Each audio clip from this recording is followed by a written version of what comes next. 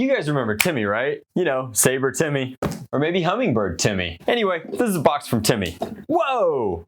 All right, so what is this? Well, it's a pistol configuration of an underslung CO2 shell shooter. And all of those words are incredibly relevant, just like these instructions. So this system is called the Microburst, and it's Timmy's latest brainchild. Now, how does it work? Well, it shoots these sledge fire shells in a variety of different flavors. They're all labeled. You guys should be able to tell that there are different configurations as such. And it uses a Wolverine style CO2 adapter, which is why I assume there is a Wolverine airsoft patch in here.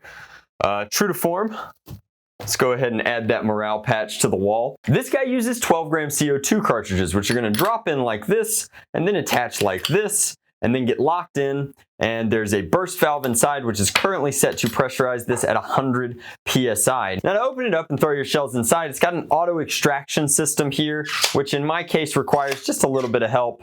It likes to hiccup just a smidge. Now, that uses a foam blast extension spring. I'm assuming that there's a way that I could make it a little more torquey, maybe a little tougher in that regard, but Timmy recommends leaving it open. Now, pressurized to 100 PSI, this guy will deliver shots downrange from a variety of different systems. The true advantage of it is that it can be underslung. Right now, we're just going to show it to you in this pistol configuration, held in by 3 pins. This lets you kind of use it as some sort of CO2 shotgun pistol. Now, I do want to just caution, the combination of CO2 and 3D printed plastic is intrinsically dangerous. Know what you're doing with this. Don't modify it. Don't increase the PSI beyond what you're comfortable with. And it's definitely reassuring that this is using genuine airsoft burst valves and fittings. However, just be careful. There is a gauge at the bottom that'll let you kind of keep track of your pressure as you're going through, and I think that that's all very important for the system as it is. But let's fire it a couple of times inside, see what we got.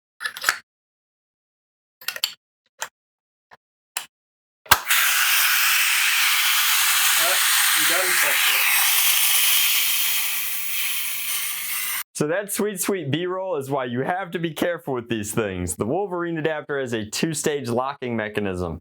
It's tough to get on while also not torquing the plastic too terribly much. So what happened there is that we debounced to the secondary lock, which in fact wicked all the pressure, and now this is very cold, and it did not work super duper great. Luckily we have one more 12 gram, so we'll be able to get you guys some actual results. Yikes.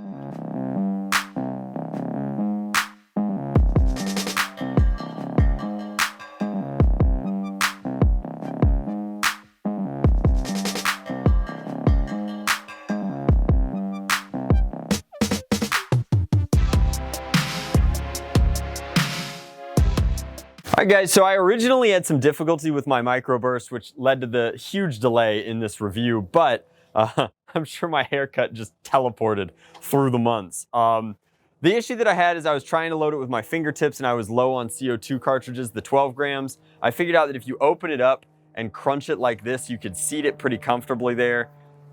And now we should be able to get some actual firing demos for you. I have a few of these Spring Thunder shells to test with. These are from back when I did my first Spring Thunder review. A few of them are from Timmy, I believe. So this is just a rival round shotgun burst that's gonna go in like this, like so, and then get closed. Make sure it's locked. That's as good as it gets. All right, so shotgun burst is, in fact, let's do the shotgun burst downrange. In the event that this works the way it should, hopefully it's pretty cool.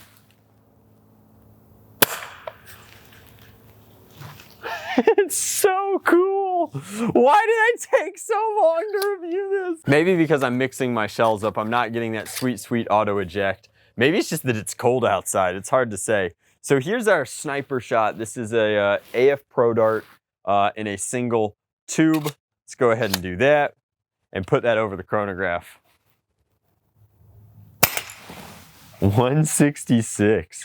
So I'm really not like a pressurized air kind of guy, but this makes me want to try the rifle version Timmy did all that much more. The shotgun burst of rival rounds is honestly one of the coolest features here. Like, that is so neat. It really opens up your options for using this as a MasterKey. You can get them or make them for like mega style ammo or rival style ammo, but the sheer force that threw 3 rival rounds in a shotgun spread down range, the Microburst is tight.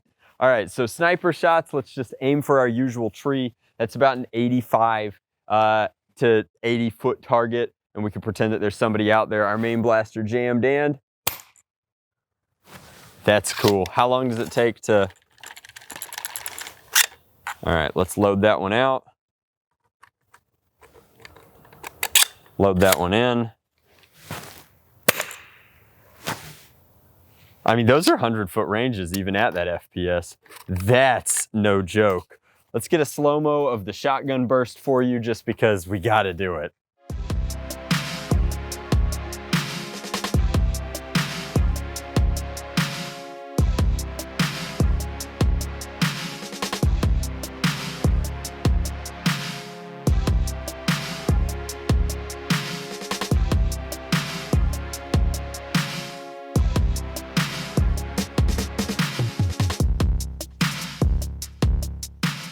All right, so that I don't know, watching it obliterate the cans like that was cool. So here's some full length action. Let's put one over the Crony. 149. So again, I don't have mine fully torqued up in terms of its PSI, but honestly, I think that it's plenty of PSI for what we're doing at an HVZ. Now, whether or not you're allowed to use something with pressurized air at an HVZ is going to depend entirely on the event organizers. I know for End War, at least this coming End War, given our relationship with Penn State, they're not going to want pressurized air on their campus, but like, can you imagine? It would be so cool. That's tight. Again, I need to find the right shells, the ones that automatically fall out, because that action is one of the coolest things about it. So the truth of the matter is that this is not quick to reload. It's not the most efficient. You're really using this as your last ditch, either sniper shot, something that you kind of have in your repertoire, or you're using it as this burst shotgun master key. Fun fact, the reason that they call underslung shotguns master keys is because you don't have to worry about finding the key for a lock if you could just blow the lock off of the door. All right, so I guess we'll take one last shot with it. Maybe we'll dial in on our Cub Scout over here. Doink. All right, so that's the Microburst. I think that this one sets you back a couple hundred bones. That said, like if this is the arena that you're playing in and you want the kind of quality that Ensagulis brings to the table, it's got a variable adjustment down here. You can take a hex key and torque it up or torque it down if you need to, depending upon who your foam flinging opponents are. I like the Microburst. I think that it's one of the best implementations of HPA, or in this case, actual CO2 that we've seen. It's clean, it's easy, it's contained entirely in a system that's, you know, designed to contain that system. So in a lot of ways, it's safe. I like how compact the regulator's readout is here. I think that the ability to master key it, and then the fact that it comes with one of these grips so that you can use it as a pistol is pretty cool. At some point, I'll show you guys kind of what it looks like on, or I'll use it in a loadout video, because I definitely want to put it in something. That'll change your ergo from to, you know, probably pulling it with your grip thumb down here. And it's not quite as snappy. We're also probably running low.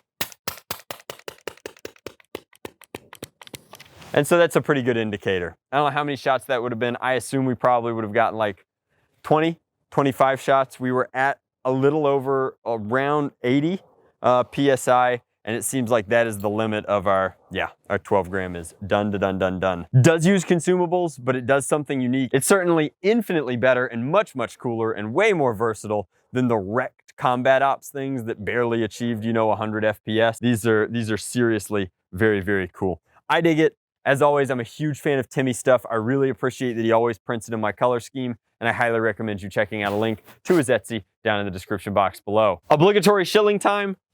The emotional support human shirt is still over at foamproshop.com, and the old school cool patches are going out to patrons right at the beginning of January, along with a bunch of other Patreon patches. Appreciate the patience, guys. Much love. Blast on. Drac out.